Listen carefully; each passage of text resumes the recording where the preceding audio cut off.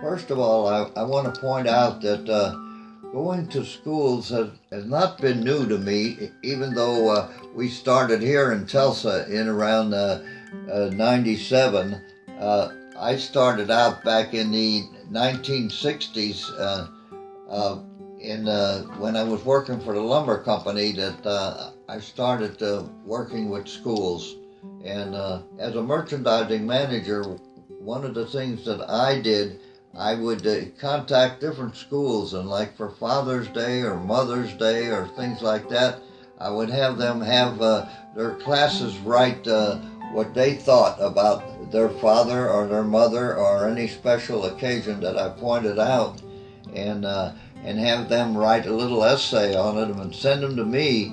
And what I would do is decide who the winners were, and I would have one of the manufacturers furnish so many bicycles. Bicycles were very prominent in those days, and the students, loved the bicycles. So what I would do is select the winners and then call the school, and we would meet at the school and have a camera guy there to take a few pictures, and we would award the bicycles to the student that had the best essays, and at the same time tell them a bit about World War II. And of course, it wasn't too old in those days. It was only a few years past, and but anyhow, you could find out. You could see some of the pictures on my website, paulandert.com.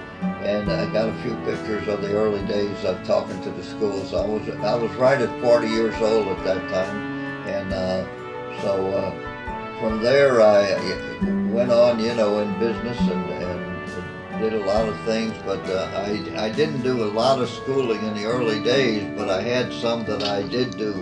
And another thing that I did is when we would have store openings, we would have a group of students come in and be there before the opening, and I would talk to them, and it'd be different classes from different schools, and I would talk to them about their life and education and what they should be doing, and so all of those things kind of gathered together to where when we decided to do something here in Tulsa, that I was already pretty well prepared as to what we ought to be doing.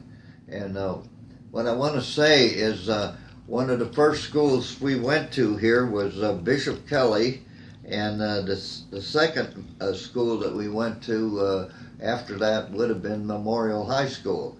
And so since then we've gone to many schools, written a book about it called For Our School Children We Fight, and that book is also available, and through my website we could take care of whatever you would want on that. And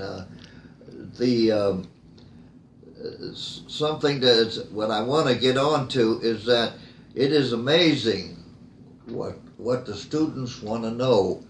And the biggest thing we come into, well, first of all, some of the guys always tell me, well, what do we do when we go to schools? People in Texas and in Missouri would say, well, how do you do this? And I said, it only takes one, and you start it, and others will join you. Get in there and let the schools know that you are available anytime that they would like to hear about your experiences and that. And so even with that, even in Texas, we've gone to a few schools down there, but it's too far to travel and talk to some of the students in some of the schools there. But it was amazing that some of the bigger cities like Dallas wouldn't even have anything like this, and it's very difficult to figure out why somebody doesn't step up and do something.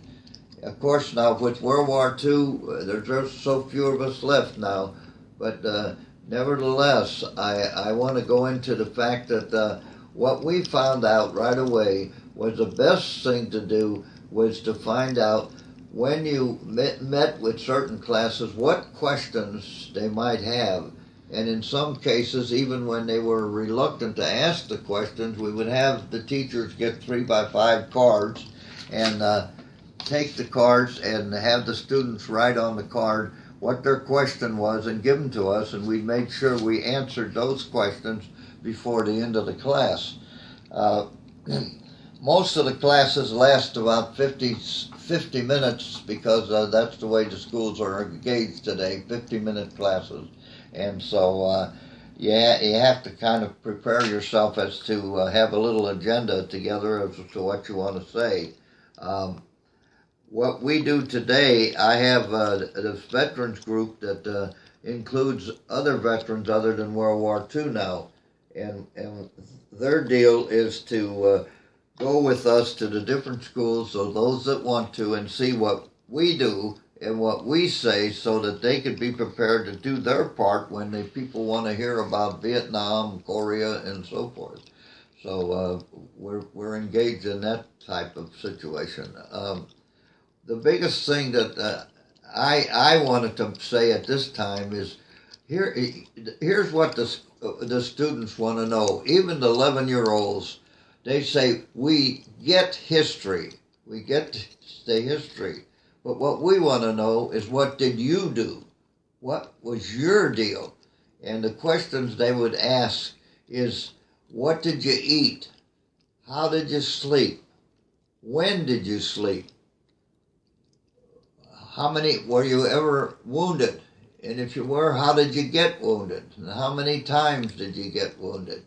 And they wanted to know, how did you go to the bathroom? When did you ever take a shower? They want to know those are the kind of things that they ask, because that way they get acquainted with actually what the situation really was, because so many are living in a dream world that we were all nice, fine people, and we had showers, we had baths, and we could do all the things like they do today, where in a lot of cases they don't even go out at night. They're in and they're taking a rest, and then they go out in the daytime. Not in all cases, but in many cases that I've read about. Another thing that we make an attempt to do after we've given them a brief outline of our service, what we do is after we get a few questions, we then talk to them wind up by talking to them about leadership and things you should do. And I could mention this one thing. I remember one class when I said you have to be leaders and not followers. And one wise guy in the class raised his hand, was high school seniors, and he says, how do you tell a leader from a follower? And I said, stand up. And so he stood up, and I said, you're a follower. I said, and bend over. And so he says, now straighten up. And I said, you're a follower. And he says, why did you say that? I said, because you're standing on your pants leg, and when you bend over, you're showing the crack of your behind. I said, pull up your pants, get out in front, and be a leader. And sometimes you're leading by yourself, you find out. But as you go along, if you're doing the right thing, you'll find more and more people will join you in being a leader and will follow you. Don't follow the people around here that are walking on their pants legs and the pants are dropping down, because that's not your deal. What you should do, several things. Number one, when you go home, look in the mirror if you want to know whether you're doing the right thing or not. And only the eyes will tell. Eyes only. Don't see any background or anything else. And just be quiet and let your eyes tell you. And your eyes will tell you whether you're screwing up or not. And I've had many cases where people call me, the parents will call me and say, did you tell them to look in the mirror? And I says, I sure did. And they say, well, my son came home, he looked in the mirror, and he came out of the bathroom, and he said, Mom, I've really been screwing up. And so I know it works. The other thing I tell them is, instead of being sad, you need to be smiling. Everybody needs to wear smiles, and I don't smile enough, but I should, because Smiles is the longest word in the dictionary because there's a whole mile between the two S's. S-M-I-L-E-S. So that makes smiles the longest word in the dictionary. And if you give one, you'll get one back. And that's the story about that. The other thing I want to mention is that you can. I always tell them you can't lead from the rear. You got to get in the front, of course. And so there's nothing more important than God, family, duty, honor, country, and we've got to live by that. We must do it, and that is my story about the schools now. Again, there's lots of questions that they want to ask, and we want to answer all that we can. And so we're going to wind this thing up here for now on this particular one. And amen, and God bless you.